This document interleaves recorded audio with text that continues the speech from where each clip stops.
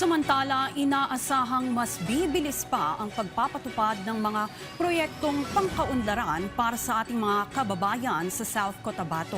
Ito ay dahil dinala na rin doon ni Pangulong Ferdinand R. Marcos Jr. ang Bawat Bayan Makikinabang Program. Mga barangay na benepisyaryo, lubos ang pasasalamat. Si Chris Verhinayon ng PIA Subsergeant sa sentro ng balita.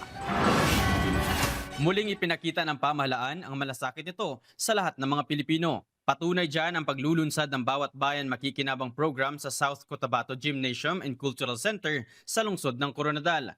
Sa naturang aktibidad, pinangunahan ni Pangulong Ferdinand R. Marcos Jr. ang pag-turnover ng Social Civic Projects Fund Financial Assistance na nagkakahalaga ng 40 million pesos para sa South Cotabato at 96 million pesos para sa Cotabato Province na personal na tinanggap ni na South Cotabato Governor Rinaldo Tamayo at Cotabato Province Vice Governor Rochela Talino Taray. Sinasabi ko sa lahat ng ating mga local official, kapag, ito, unang panahon pa lang ito kapag maganda ang takbo, at na maayos ang ating ugnayan, national government at saka ng local government, asahan ninyo sa susunod na taon, tataasan pa natin yung budget na yan para mas madami pang tayong matutulungan. Bawat barangay sa dalawang probinsya ay tatanggap ng tig 200,000 pesos mula sa nasabing pondo.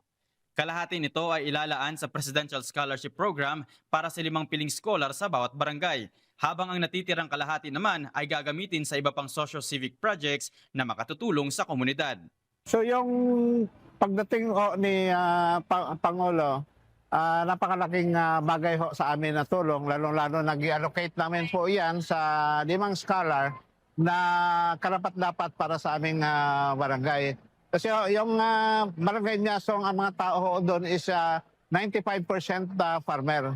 Pangalawa, yung hinati namin yung pondo sa dalawa, yung kalahating pondo, ang gi-allocate namin po ay para sa solar street light na amin ding ibigay sa mga sityos at sa purok ng barangay Nyasong.